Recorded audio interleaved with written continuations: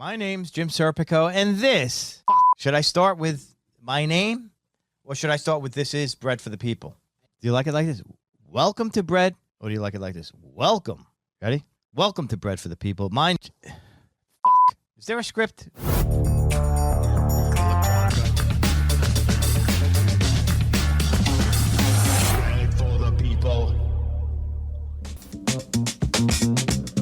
Welcome to Bread for the People. I'm Jim Serpico. You are listening to the podcast about sourdough, pizza, hospitality, and anything else we end up talking about. Today we have a special guest beaming in from Charleston, South Carolina. He's an entrepreneur. He's a restaurant and cafe owner. And I'm looking forward to talking to my friend Mike Pitera. But before we get to Mike, I want to talk to you about what's going on here. We're recording this on a Monday. Mondays are some of my favorite days of the week because I kind of get to regroup and set up for the week. Friends of mine, they see me doing events on Thursdays, Fridays, Saturdays, farmers market, and they're like, man, you got it made. You do nothing on Mondays and Tuesdays and Wednesdays. I'm like, if you guys only knew. It's about 2 o'clock here, and the amount of crap that I had to do already. I usually start by recapping how my week went the week before and kind of recalibrate. So, for instance, I started a new farmers market this Saturday in Syosset, Long Island. It was a pretty good day. It was one of the first days we had without rain in a long time. And, you know, we brought a gross potential of $1,400 in bread. And we did not sell it all. So now I take that number and I kind of readjust. Why didn't we sell it? Was there enough bodies? Was it the product? What sold? What didn't sell? So now I readjust my bake sheet. I come up with some new products. I take some away.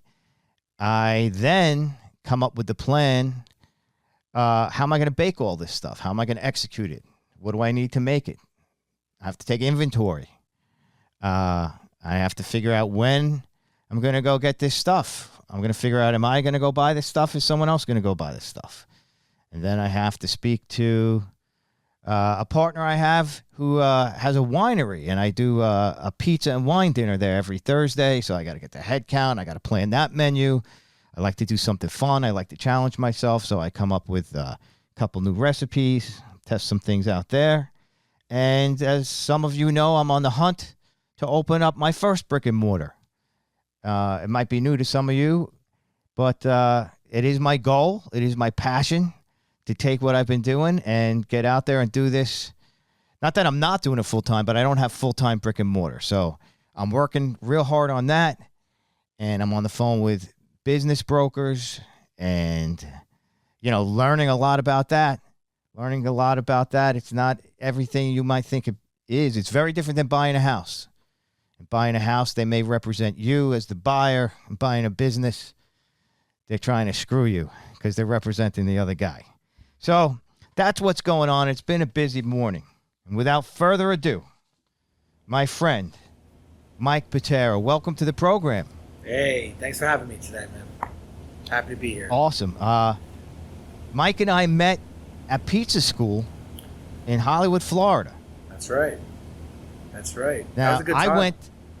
It was a great time. I went down there to, you know, the pizza school we went to had some amazing instructors, but it really specialized and advertised itself to professional pizzaiolas who were interested in opening a pizza school.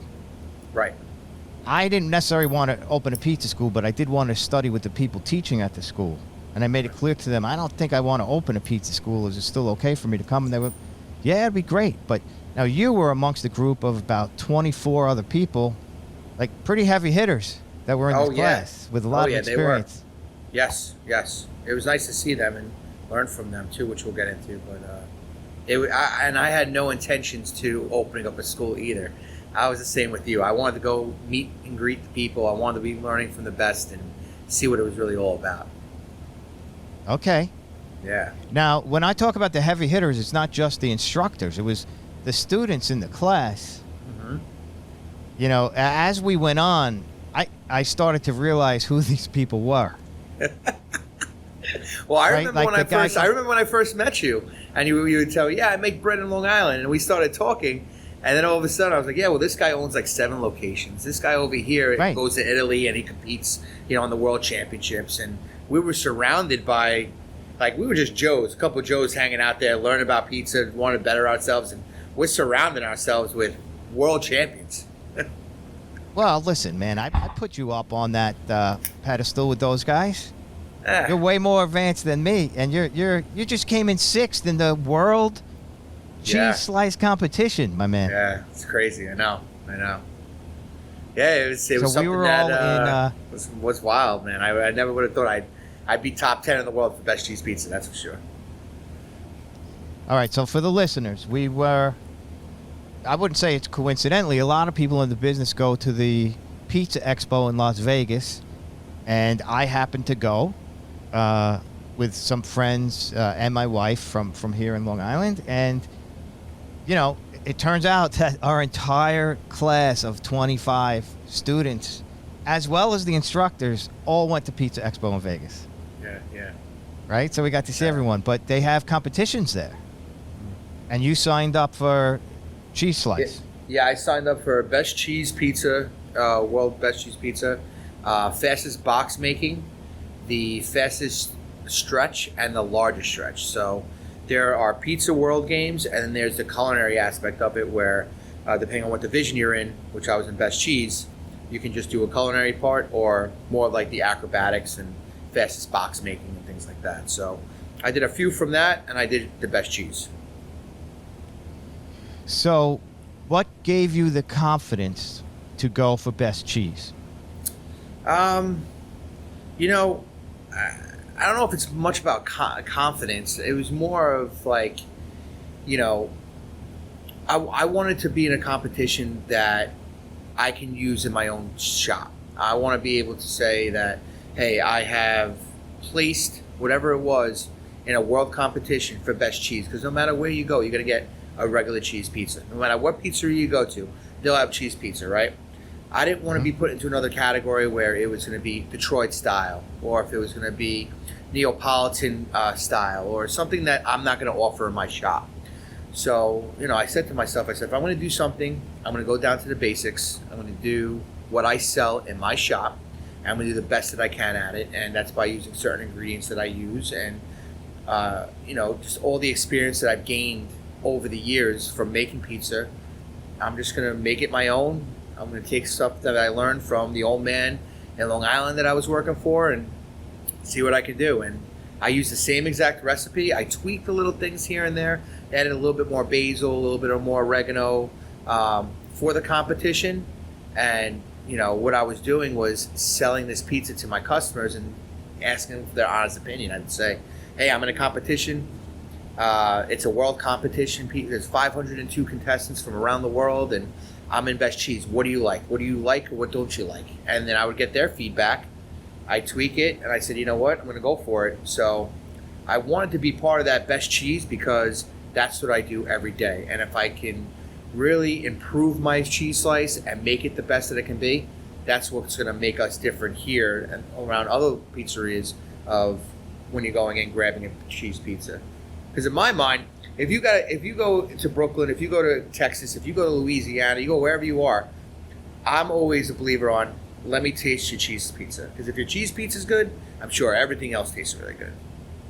Right. It's really smart. Really smart way to go, man. Now, you touched upon starting your journey, you said from the old man. You started working in a pizzeria in Long Island at 15 years old, right? Yeah, it was my first real job. It was my job that, not cutting lawns or shoveling snow, and it was my first real job. So it was my best friend's father's pizzeria in West Islip. It was called Our Little Italy. Our Little Italy. They were in Long Island Pizza Strong also. They're in West Islip, and I started washing dishes and just, he got all his friends together. The father was like, yeah, this is great. I got cheap work. My friends, all my son's friends, they're going to come here and work for me, and it'll be great. So You know, it was me and a couple guys, and from there is where I got hooked. That's where I learned from, I'm telling you, learned how to clean pots and pans the right way to how to mix the dough the right way. So everything that I took to work into a pizzeria, I had my hands involved some way, somehow. And then I just grew from You there. didn't resent, as a 15-year-old, man, I got to wash the dishes? You know, yeah, I mean, at first, yeah, of course. It was like, God, you know, I'm washing all these pots and pans. I remember it was a hot summer day. I have the 3-bin sink in front of me, and the waitresses and the cooks just throwing their pots in the water. They throw it in the water. It gets sprayed on me because it's splashing all over the place. And I'm like, this isn't what I signed up for. I don't want to do that. I mean, of course, there were nights for that. But, you know, I like to spend money. I like to do things at that age. I wanted to be that kid that had that new BMX bike and things like that. And I was able to earn it by working, you know. So that's what really drove me to not really care, hey, I'm washing dishes. It was the end result. It was like, yeah, you know what? If I wash dishes for a couple weeks, maybe I can get a new set of pegs, which were the things that go on the back of the wheels for my bike. And I could be that cool kid in school that got the new pegs because I earned it. You know, so that's my mentality at the time of, yeah, I want money. I want to do it. And at that point, just cleaning the dishes and stuff brought it to the next step, which was prepping the food, cutting up the onions, cutting up the chicken, cutting up the cheese and the shredder. And as soon as I saw that, then I knew, hey, if I do this right, then I'll go to the next one. Maybe I'll get a chance to work up front, be in the front of the house and cut slices and put in the oven and talk to people. Oh, maybe I could be a pizza guy one day. Oh, maybe I can, when I get a car and I save up for money for a car, I could be a delivery guy. So I knew where it would grow from, just from that early stage of just, believe it or not, washing dishes. Did you have any other thoughts of what you wanted to do for a living at that point, or when you were 15 or 16? Or were you just living in the present and kind of going with what was in front of you? You know, that's a good question. I grew up in a household that my father and my mother cooked a lot. I was surrounded by it. We ate together all the time, not like these days. You know, every night I was home for dinner. I made sure I had to be home for dinner. We ate together as a family, right? So I've always enjoyed cooking, and I enjoyed cooking my family. So even at a young age, my mom still says this today. You know, Mike wanted to be a chef. He wanted to be. He owns a restaurant. He wanted to own an Italian deli or something like that. Because with me and my family growing up in Brooklyn, that's what we surrounded ourselves with. We would go to the corner store. We would go to the pork store. They would know my father. They would know my whole family. I always looked up to those guys. Like when I walked into a pork store, and, you know, the soup facade and everything's hanging from the ceiling. They go, oh, Big Mike, Little Mike, how's it going? That whole vibe, I've always wanted to be that guy. And that's just how I was raised. And at that age, yeah, I wanted to be that guy. I wanted to be that pizzeria owner or that restaurant owner and be the community guy walking around when everyone's eating. Hey, how's your meal? How you doing? I'm so-and-so. And I always enjoyed that. I always liked seeing that and being that like important guy in the restaurant. So I did, and believe it or not, I didn't do any of this until 3 years ago. I had a corporate job, a full-time job. No way. Yeah. Oh no. So I went to school. I went to culinary school. I went to high school. Went to culinary school. Said to myself, in Long Island or somewhere else? In Long Island, and so I went to Islip High School. Then I went to BOCES, where they had a culinary program, a 2-year culinary program with the high school. Then I took classes at CIA, which is outside. So then I said to myself, I said, you know what?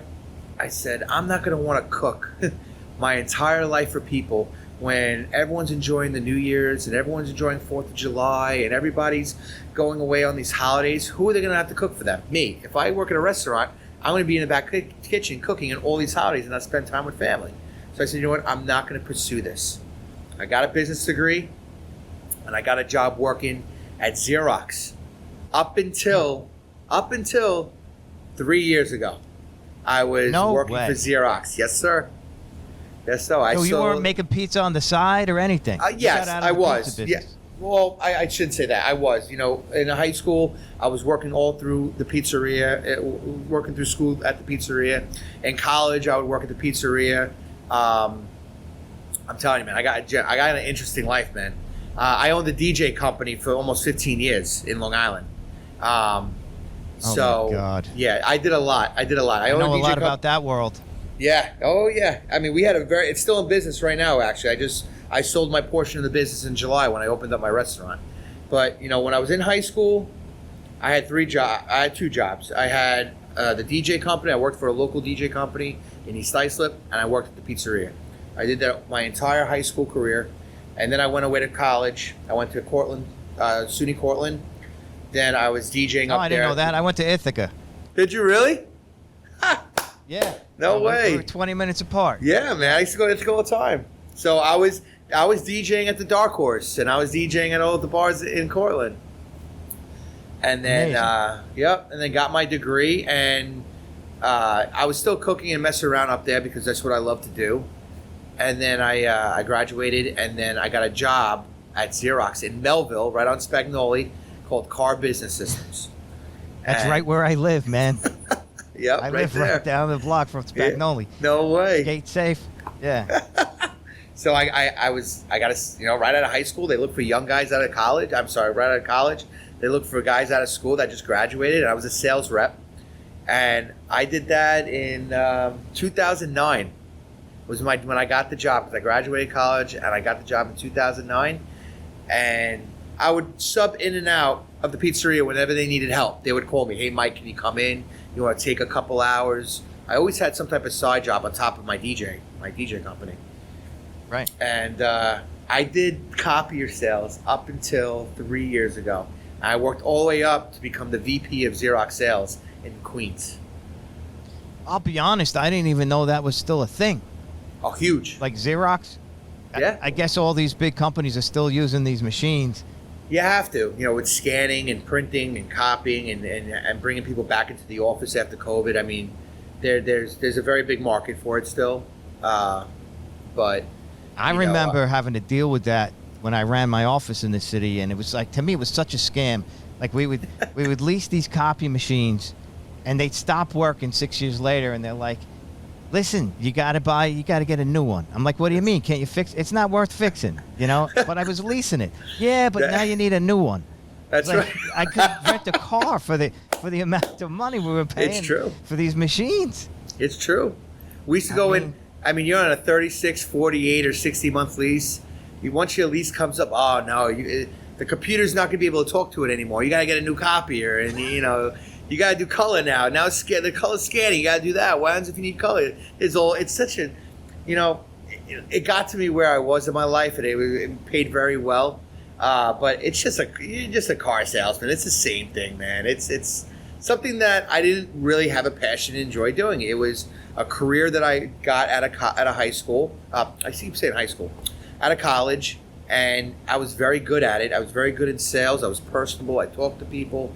I grew up in the I grew up in an environment that you had to talk your way out through things and stuff. So I was finagler. I was always good at doing that, and I enjoyed it. It paid well, and it got me to where I needed to be. And now, you're saying up to 3 years ago, where were you at in your personal life? I know you're married. You have kids, right? No. So okay. So I lived in Islip, and then I got married and moved to Bethpage, and then I ended up going through a divorce. I got a divorce, my first wife, and that's actually it's weird how life changes so fast, because that's what got to where I am today. COVID happened. I was going through a divorce. I have no kids. My family actually moved out of New York. They moved down to South Carolina. And, during that time was, and I'm a very open person about all this. It's a very, very dark time for me. It was, I was getting a divorce, and, copier sales were plummeted because everyone was in COVID and no one was going to their office to work. So they had no need to print or copy or scan things or show up to their office and use the copiers. So sales were down. So, I was going through a very dark time where, it was hard to get, commission, get paid. I didn't have a relationship with my wife anymore. I'm going through a divorce, and my parents moved down to South Carolina. So, at that moment, I was, saying to myself, like, what am I going to do? What makes me happy? Where am I going to go? I leaned on a lot of close friends, and I met my fiance, who I'm getting married a year from 2 days ago. So May 18th, I'm getting married. Okay. Yeah, man. And I met my fiance, and she went to school at Coastal Carolina, which is down here in South Carolina. One of my very good friends, introduced us, and COVID happened, and that kind of sparked everything up because everyone was locked down with each other. So when COVID happened, we were together, and then we ended up moving down here 2 years after we were seeing each other. And I was like, I need to be closer to family. She wanted to get out of New York, and that's what really brought me to Charleston, was all that, all that darkness that was going on in New York. I had to get away from it. I had to start new. I had to start fresh. I was this type of person. A chance to start over. Yeah, man. I needed that. I needed to get that flame going again. So I wanted to be closer to my family, and then I moved to Charleston, and she came along with me for the ride. And I got a property management job. Still no pizza yet. I got a property management job coming here because I needed to make sure I secured a job before I got up and left. And mind you, I left a position at Xerox as the VP of sales, making well over $100,000, that I left because my health and my mind was more important to me than what was in my bank account at the time. I needed to start over. And yeah, man. And I moved down to Charleston, and I got a property management job, and that was 3 years ago. That's how I ended up in Charleston. So your first pizzeria, and I know your second one is a little different concept, but very much related. When did you open Pizza a Modo Mio? So I opened February of last year. So 2023, Wow. February 5th, I believe it was. But prior to that, I had a food truck. That's how I started. Oh, okay. So I did that too. In going through the bread thing and doing the farmers markets and getting interested in focaccia and seeing what was going on in Florence, and then like the trend in all the big cities are kind of copying those sandwiches. Right. That kind of made me get my truck.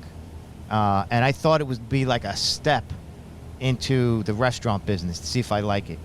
Right. But what I'm discovering, and after talking to a lot of people, and maybe even including you and some others, it's not necessarily any easier than having a restaurant. It's not. It's actually harder.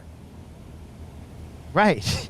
It is. So like, it's so crazy because the problem that I'm experiencing with it is the dates are somewhat sporadic, right? Mm-hmm. You have 2 a week, maybe 3 at best, and you never could really count on what you're going to sell, unless you have a private party and they've contracted for X amount of pizzas and sandwiches and pasta, whatever.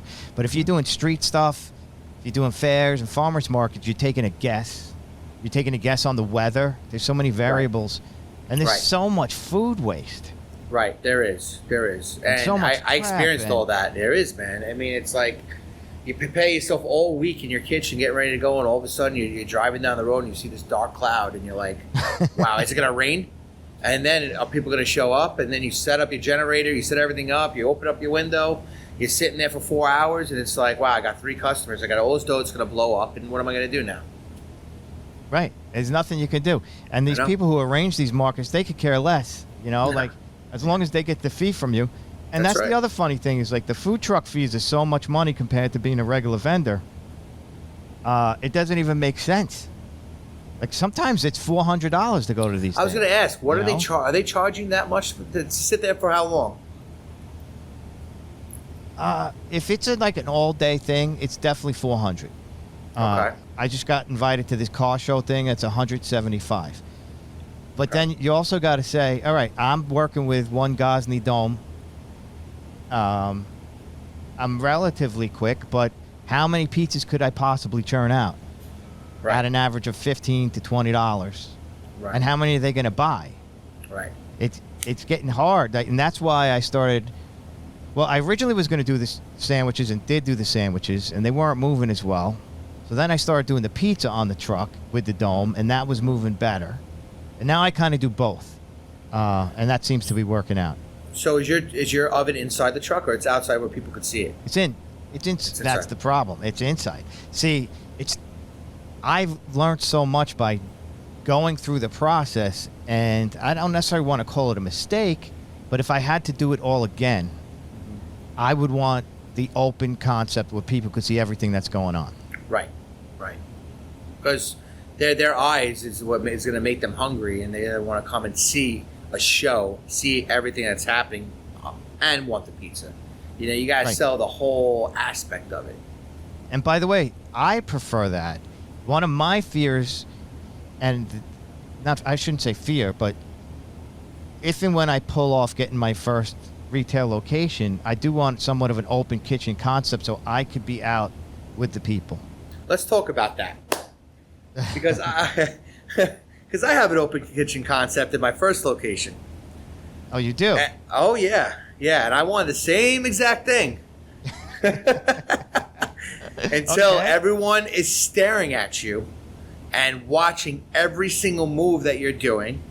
And God forbid you're on the phone and say, okay, sir, the pizza will be ready in 25 minutes. And they come there the 26th minute and their pizza's not ready. And they're standing on that wall giving you these laser eyes, watching every pizza go in, wondering if it's their pizza and wondering if it's the next one out. They're giving you a hard time. Then you're going to wish you had an open kitchen or not. Not only that. Closed kitchen at that point. Closed kitchen. Not only that, the workers in this industry, this generation, is just so different than, when I was in the kitchen, or, when you were around in the kitchen, if you ever worked in the kitchen. And sometimes they just don't think. Like something as simple as make sure you put on gloves before you touch something.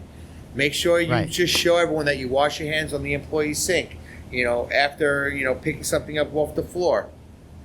These are all things you got to worry about when having an open kitchen.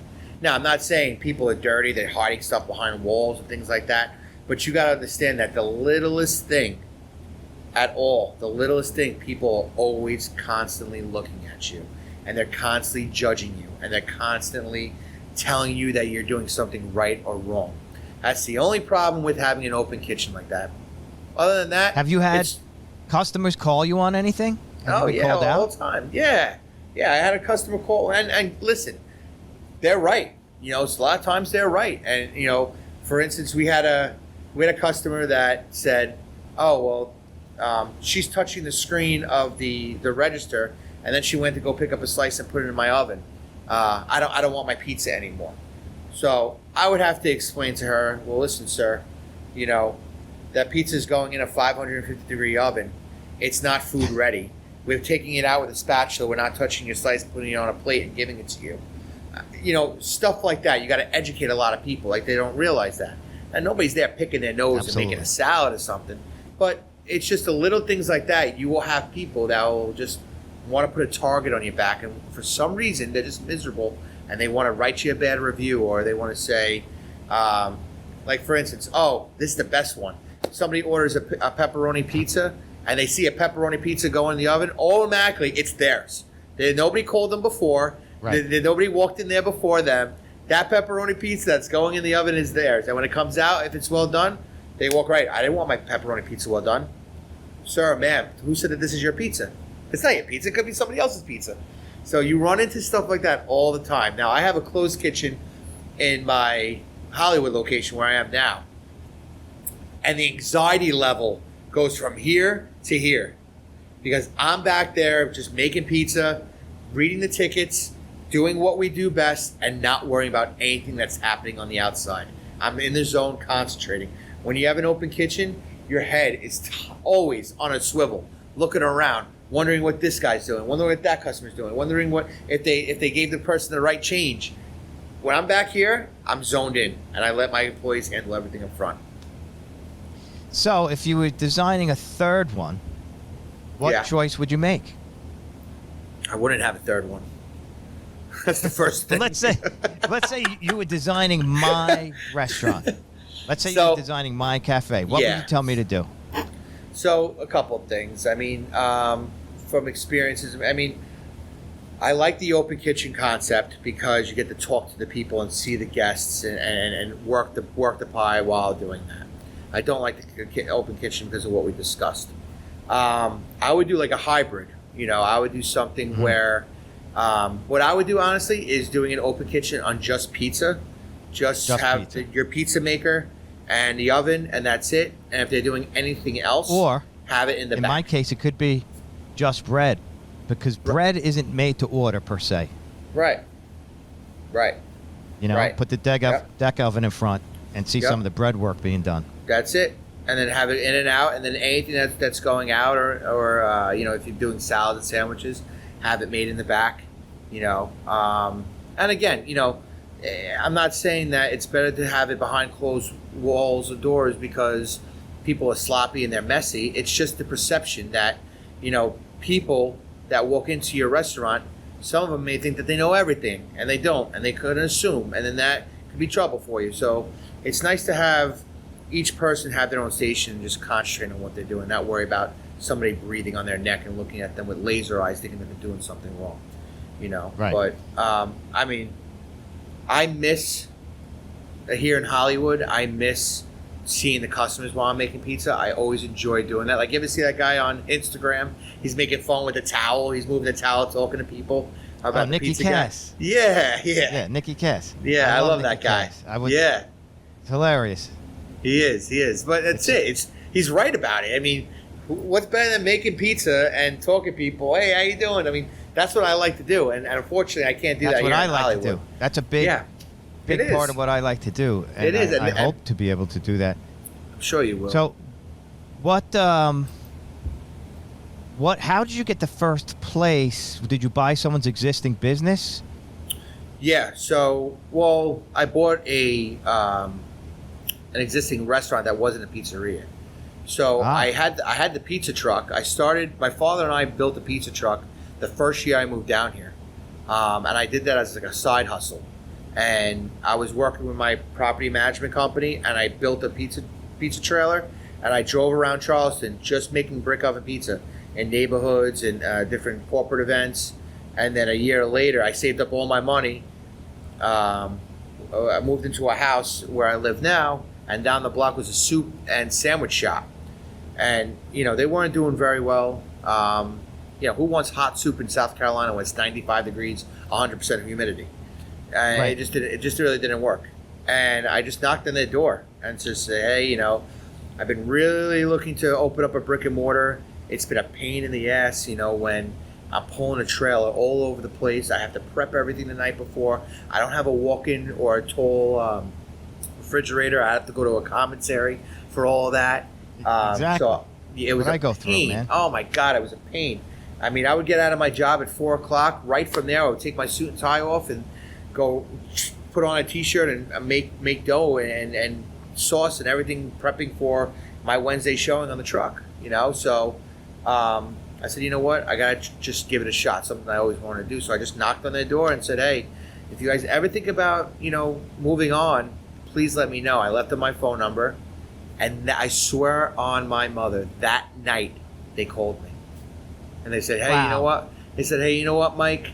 My wife and I have actually been thinking about this for a while now, and we were actually just talking to a broker. We do want to sell. I said, wow, that's great. Yep. And it's 2 minutes, literally 2 minutes from my house, and when I was looking at properties, it had to have an exhaust. It had to have a hood that could accommodate a pizza oven, because the hood is one of the most expensive parts of these shops. Right. I'm going through that now. Yeah, $25,000, $30,000 for a hood. You have to have 6 inches hanging on each side and all this. So they had a hood because they had the soup. Knew all that already. Yeah. From your experience. Yeah. Yes. A few people have told me the same thing about just banging on doors and knocking on doors yourself and not relying on these brokers. No, you don't want to mess with a broker. Brokers are just out for themselves. The amount of money that they tack on that represent the seller is crazy. I mean, that's why the sellers feel like they can't sell, because they don't want to let the public know that they're selling their business, right? They're not going to put a for sale sign on front of their window. And they're not going to say, hey Joe, how are you? By the way, I'm thinking about selling. That right there, they're going to think something's wrong with your business, or they're going to say, hey, wonder what's going on. Why is he selling? So they hire a broker. They do it discreetly, and they bring people in and out, and they tack on 25% or whatever it is on a commission. So now, if the business is worth $400,000, they're going to try to sell for $425,000, $450,000 what it's not worth, so they can make the money. So knock on doors. That's what you got to do. Just if there's something that I saw that they were struggling, I would keep my eye on the place when I would come home and say, hey, still nobody's buying soup. Still nobody's buying a sandwich. There's no line to get in.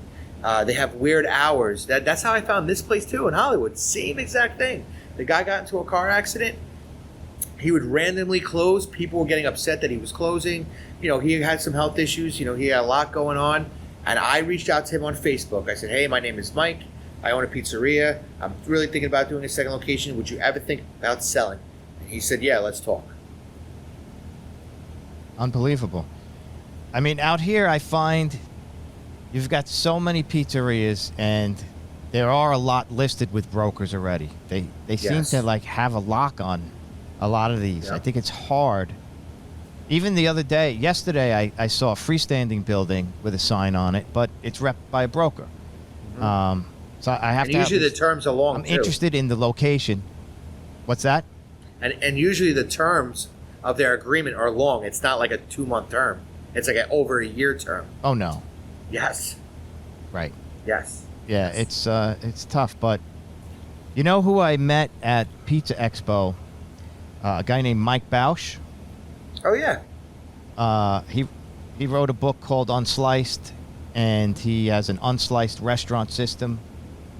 And he's on the USA pizza team. You're not on the USA Pizza team, are you? You're on the other one. I'm on the no. There's the world team and there's the US Pizza team. So I'm working towards getting on the US Pizza team. Okay, that's Mike. Mike's in that. No, Mike's in the world Pizza team. Oh, he's in the world. Okay. He's with Tony, Jim, and Johnny and all those guys. Gotcha. All right. Yes. So yeah, we do a Zoom every Monday at 11 with 25 of us. Okay. And I'm taking his master class. Okay. And he's teaching us about numbers and spreadsheets and pro formas and brand building, and it's pretty wild. But this he's a morning great guy. we were talking. He's awesome, isn't he? Yeah, he really is. I'm glad I'm getting that kind of foundation. It's like going to restaurant management school. Right. And he was telling us this morning, knock on doors, find a struggling business. He was saying the same exact thing. Yep. So that's a lesson to all you listeners that want to get into this business. Be scrappy, hit the ground, and do some of it yourself. Don't rely on these brokers. You got to do, you know what? Not for nothing, man. You got to do all of it yourself. You got to just go out there and get it. I mean, and that's where my sales side comes from. I mean, think about it, Jim. Like, if you want something, what are you going to do? You're not going to sit down and wait for someone to come to you, right? You're going to think out of the box, just like what you do with the Long Island Pizza Strong, or what you do with Side Hustle Bread, and you're a go-getter just by the amount of time that I met you, just seeing what you've accomplished. I mean, it's something that you can't wait, because if you wait, someone else is going to get it, and you're going to kick yourself in the ass because you didn't do it before they did. And not for nothing else, this is like the next chapter. Like, I'm choosing not to retire, to be perfectly honest with you. I was in another business for a long time. I was towards the end of it. I got completely out this January, and I am a go-getter, and I like to use my mind. I'm 56, but I have to do it now, because if I don't do it now, that's it. And I want to work. I don't mind doing this till the day I die. I don't want to be someone sitting in an apartment watching CNBC, looking out the window at these people who play golf. I don't play golf. I can't just sit there, man. I can't. I want to do some stuff. I want to talk to people. I want to come up with creative ideas, on menus and restaurants, and the feel and the vibe, and create a community. Well, that's you just you have the passion for it. It's there. You just explained it. Yeah. Everything that you just said, it means you have the passion of going in this direction. This is something that you truly love. You don't mind working. I do. You don't want to stop working. This is what you want to do. No. And I remember when I first told you, you're like, are you sure? This is a big commitment. That's what you said to me. it is, and man. it is. It is. It is. I mean, it is because you can't see, and that's. I'm glad you brought that up because remember you asked me about the pizza truck, about having a brick and mortar. That's one thing I miss about the pizza truck is if I wake up one morning and didn't feel like working, I ain't have to hook up that truck. No matter what, it's true. You got to put that key in that door. You got $4,000, $5,000, $6,000 a week payroll. You got $6,000 food orders coming in every week, and $4,000 rent and electricity and plumbing and all those things you don't have when working at a food truck. So, that's where it's like, you can be a very, very successful food truck, but have longer working hours of preparation and whatnot, or have a very successful brick and mortar business where people come to you, where it's going to take a couple of years, but once you have it running and you have good, trusted employees, you can step back a little bit, and then you can enjoy your life. Yeah. It's it is some. I hear a lot of horror shows, but I also think after going through the process I'm going through with Bausch that because I would say 80 to 90% of the people enrolled in this class already have a business, a pizzeria specifically, and it's not working out the way they wanted to, or they have one that was doing well, so they opened a second in a different area and it's not doing as well, and they're trying to figure out why. And it does seem like if you don't have someone to learn from, best practices are not innate. You have to get it from somewhere. You have to learn it. You have to study it. You have to put the time into figuring out what best practices really are. You can't just buy a 5-year commitment Right. at $100,000 rent plus payroll, like you're saying, and wing it. And I think a lot of people do. Yeah, they do. I know a lot of people that have done it. I know a lot of people that have no idea how to make pizza or was in the industry and they want to do it because they think that it's just so, it's like printing money. You can be so successful. Yeah, it's, and then all of a sudden they're like, oh, my pizza maker called out sick. What am I going to do? I don't know how to make pizza. It happens a lot. I see it all the time. Now, what about, so did you put the pizza oven in? Yes. So I knocked down walls. I repainted. I redid the countertops.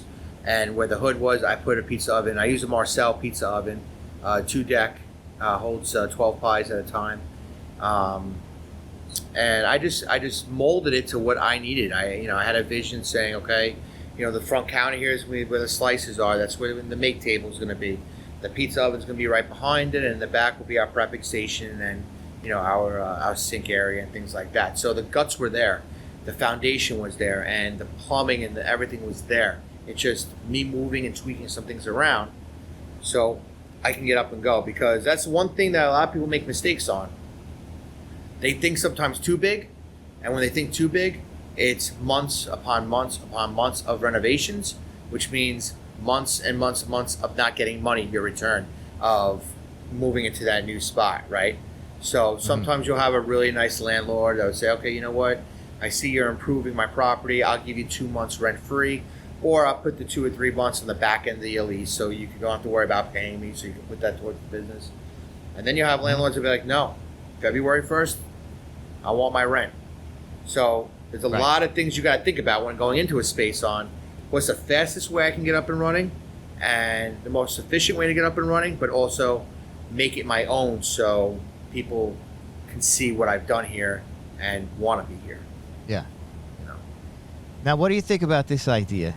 Because I've been looking at places or telling the people I've been talking to, it has to have a type 1 hood, which is the hood you're talking about. But then I'm starting to find like some delis that don't have the hoods. And I'm thinking it might be a better way for me to go. You go with an electric Pizza Master deck oven that doesn't require the same hood system. Because that you could basically get what they call a Type 2, very cheap exhaust fan that goes on top of that oven, and then pipe it straight through the ceiling. Yes. But you're going to pay a lot more for the oven. Yeah, I'm looking at right before I spoke to you. Actually, I called the guy that's selling a Pizza Master. You're gonna pay a lot more. Yes, 100%. I mean, you can get a deck oven that I have. I got my deck oven. I stole it. I got my deck oven for like $5,500 when they're normally like around eight. Yeah, they're normally around like $8 to $10 grand. That's your gas, thick stone pizza oven. You get a brand new Pizza Master. You have $40,000 and up. But easy. That's for like a 2-deck, right? Yeah, it is. Well, there's different. It's how wide, how deep, how many decks. You're building your own oven. Yeah. But now think about this. Now, it all depends on everyone's personal, position at the time. How much money you have to put into this business. I didn't have anything. I was saving up my money from a pizza truck, selling pizza. That I have a truck that I had to put equipment in. So, I put everything that I got into this place to try to get it back. Right. If some people might go in retirement or have side money that they save where they can drop 40 grand, no problem, and they'll be off to the races. It's great. But it depends on your position. But yes, I mean, you got to put a Type 1 in. It's going to cost you $30,000 if it's not there already. Even more between the ventilation system, between the electrical, between the fire suppression system. It's big bucks. And then you got to get an oven to go under it. So yeah, because it's more cost effective to get an electric oven, and that you don't have to put a $30,000 put in, and it's going to pay off the time and last longer and have better temperature control and be more have more use for that oven than just a regular deck oven. Now that I think about it, now that I've been to a couple of these shows and see how great these ovens are, yeah, that's probably an avenue I would have went down 100%. Yeah, that's what I'm hoping to do. But then again, Mike, I've been thinking about making another call to you and say, do you need a bread baker? I'm thinking about moving to South Carolina. I have a spot the for hell you. with my own place. I'm ready for you, Ben. I'm ready for you. I got a place already. I'm only half kidding. I'm not. I got down the road pretty far. Last time I saw you, I thought I had a deal. The deal. What I happened? can't talk about the specifics of where it is because of the NDA, but the problem with the deal ended up being, and I had moved the money, like I was ready, and you told me that, but the lease was still going back and forth, and my concept evolved, even though from the very beginning I told them I want to do a little bit like you're doing, because you do at your new place, right? You're doing a lot of breakfast stuff. Yeah, it's a cafe and pizzeria. Some pizza, right? So that's how I bill myself, more as a cafe that happens to have pizza. I'm not a pizzeria, because I want to do just as much on my sourdough baguettes and sandwiches and stuff like that. I think that's what makes me different than every other place in Long Island. And also a model that I see out in the West Coast a lot. And so the fact that there was a bagel store in the strip mall, they said they have, at the last minute they told me there was an exclusive and I couldn't do the breakfast stuff. So I said I'm not changing my concept. I'm not going to be just a pizzeria, and I pulled out. Good for you. Yeah. And that was meant to be then. I'm a true believer in that. There's a reason why that happened. I think so. But it kind of messed with me a little bit. And, you shouldn't let it mess with you. It's one of the reasons the podcast is back, because, listen, I took a break starting last December from doing the podcast. Partly, I took the class with you guys. I was moving in a direction. I got really fired up and started looking for space and left entertainment altogether after I saw you. And I was, all in. Now, all of a sudden, my summer plans are a little different. I thought I was going to be in here every day at this point, making this thing happen. I thought I would have had the space already. Right. But now step back a little bit, right? How happy are you right now that you're back into it?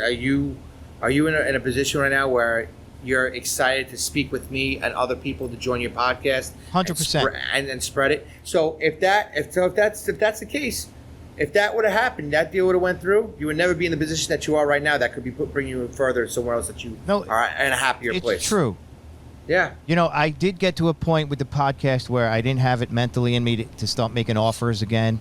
to people to do the show, and I just wasn't there for whatever reason. Right. But now it's like booked 6 weeks out in advance. I'm excited to do the stuff, and I'm still able to do all the other stuff I'm doing, Right. by scheduling Right. it properly. And Right. and we're also acting like we have the restaurant. My son, who's home from college right now, he studies all the stuff we're getting from Mike, and we're filling out the menu, and we're filling out the costing cards. Like, we're actually making the stuff we would have in the restaurant, and we know the cost of goods. Like, we're going to be so prepared when we go in. That's great. Now, that's how we're using our time. So let me ask you, what is like your 6-month goal? Like, where are you looking? Where would you like to see yourself in 6 months from now? Is it having a brick and mortar? Is it maybe changing your truck a little bit and maybe having a different business plan for your truck? Have you thought about other things? Yes, I've thought about a lot of things. It's not the truck for me. If it was the truck, and I've talked to my wife about this, we'd have to get another truck. Okay. We'd have to sell this truck and build it out based on our new experience, the experience we've had for the last 2 years. Right. And do it a little differently. But I don't want to chase jobs. I don't want to show up to places. Be stationary. I'm okay doing it as an extension of, and make it catering. It's all about catering of my business. But I don't want that to be my primary thing. 6 months from now, I would like to have a location locked and a deal on the location. I don't need to be open, but I would like to be working towards this concept. So, but get it. In all seriousness, 12 months from now, if it doesn't happen, I may consider something else, which Why? includes moving. Why? Well, why consider something else? I do think this there's is something that you love, if this is something that you love and you have a passion for, which I can tell, why give up from that point? Because I don't know what's going to change where I live. I have a little bit of this feeling that Long Island has this old infrastructure, and there's a lot of people, but it's also not high traffic like a main street in a city in another state. So it's all spread out. But I think there's a reason. Every strip mall has a bagel store, a pizza store, and some other shit, and there's all these competition clauses. Right. And I think somewhere else it might be more spread out, and you have a better shot at finding and building something from scratch. Nobody wants you to build something from scratch here, because the landlords want money from just the breakfast guy, and they're going to keep him a breakfast guy. Right. They want a pizza guy. And That's right. I think that's part of the reason everything's the same here. So It's with almost that being, impossible to do a concept with all 3 meals. so I agree with you 1,000%, because there's no way I would be where I am today if I stayed in Bethpage or if I stayed in Iceland. No way. Right. Right? So if that's the case, which you're right about, why open up a place 6 months from now? Well, Why? I'm exhausting my possibilities in that I'm looking at freestanding buildings right now with no competition in the strip mall. Right, but That's what I'm looking even with this freestanding building, 2 miles down the road is going to be a bakery and a pizzeria. The other way is Not going a to be bakery. another. Not a bakery. I Well- don't think there's many things like I'm doing. Well, I I'm know a what bread you're doing. bakery. Yeah, I know what Right? you're doing. So you're right. You So- are unique, which is great. I think, yeah. Now, I don't mean to be, pompous or, listen, it may not work. I'm not fooling myself. But it is one of the reasons I like the concept. We're trying to be so different. No matter Right. where we go, we want to, because I also have, I come to this from bread first.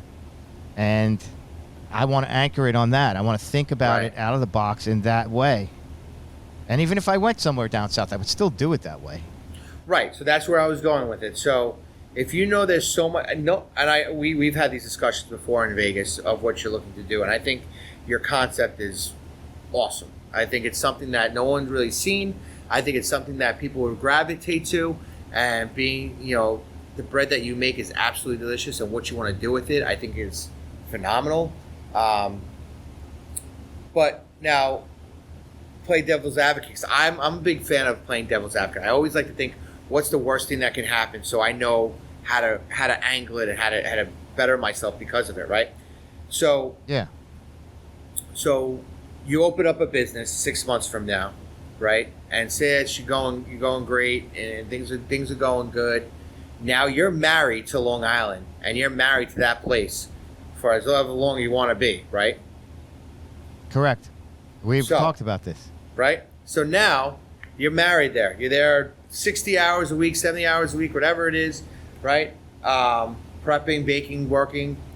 Now, if you ever thought that you wanted to leave Long Island and you have a different quality of life, you can't anymore. That's it. You're going to be there. So you gotta. I feel like you kind of gotta ask yourself, what are you and your wife really like? Do you have kids holding you back and family in Long Island, or do you want to get out of that rise and grind New York area that you're in and take those skills and bring it down south where everyone's nice and slow? My gut says that's the answer. It is the answer. I'm the living proof of it. My gut says that is, and you are the living proof of it. But my wife will not hear from it. And she's going to listen to this podcast, and I'm being honest about it. We talk about this every week. Here, and she has a point of view that I have to respect. She says, you're starting a brand new business, that's going to be new for you. No matter whatever experience you have, it's still new. You haven't actually done that. That's a big life change. And then you're going to sell a house and move to an area you've never even visited. That is a big life change. Right. And it's too many life changes at once. And I don't dismiss what she's saying.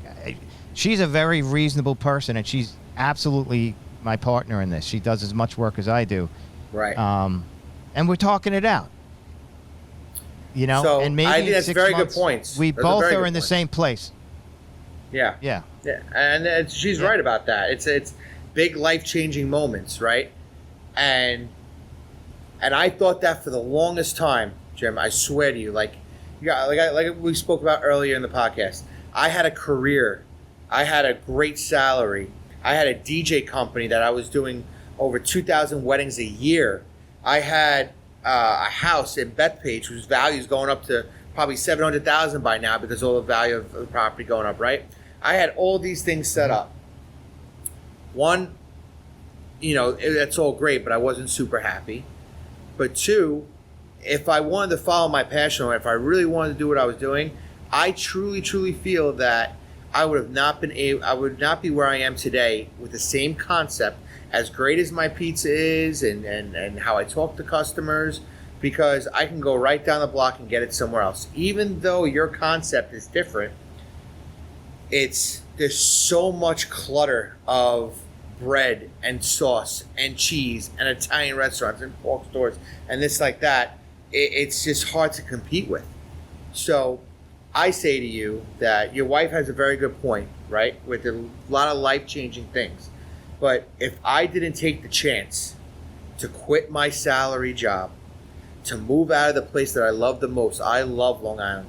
I loved going to Fire Island. I loved boating on the Great South Bay. That's where I was brought up. I know everything about it. All my friends were there. If I didn't take those big life-changing, do those big life changes at that time, I wouldn't have been here opening up a pizzeria of something that I love to do and going down the path of success. And one of those reasons is because it's needed here.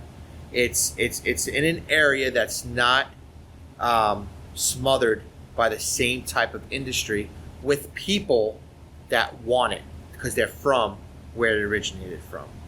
So my customers are Connecticut, Long Island, Jersey, even Pennsylvania, and everyone that comes into here. And that's why we were so successful for the Long Island Pizza Strong. That's why they come in and they grab the slices, because everyone's moving down south.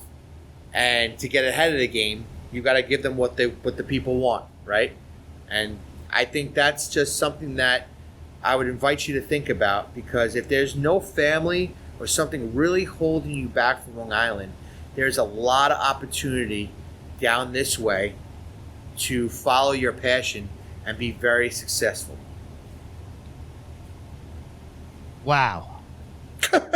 On that note, I'm going to dedicate this episode to my wife. I'm going to make her listen to it. And in 3 months, we may be broadcasting from South Carolina. I'm just saying, do it before somebody else does. I truly appreciate your insight, and you know, and you did it, and it's a valued opinion, and it makes a lot of sense. These are all good things to talk about and question. Yeah, it's scary, but it's scary, but you got to do it. Part of the fun, and I always say this, is the part where you figure it out. It's the journey. Yes. It's not when you've completed and you have arrived and you're done. So, as stressful and scary as it is, going through this process, I like to see the good and the fun in it, and it's part of the puzzle. Mm-hmm. And I like, figuring these puzzles out. So I'm open to your pitch, and who knows where the future will bring. Listen, pick my brain. But listen, you guys Mike, have any questions? Pick it. Absolutely. I thank you for doing the show. It was really good. A lot to talk about. Maybe we'll do it again, and maybe I'll come down and visit you, and we'll figure it all out. My house is always open to you, man. Be happy to show you around. All right, buddy. Thank you so much. This episode of Bread for the People was brought to you by Side Hustle Bread, Long Island's handcrafted artisanal bread company. Side Hustle Bread is a family-run business that's bringing the neighborhood feel back to Long Island one loaf at a time. If you like what you're hearing, don't forget to head on over to iTunes and rate and review this episode. Reviewing and rating is the most effective way to help us grow our audience. This episode was produced by Milestone TV and Film. I'm your host, Jim Serpico. Blessed be the bread, everyone.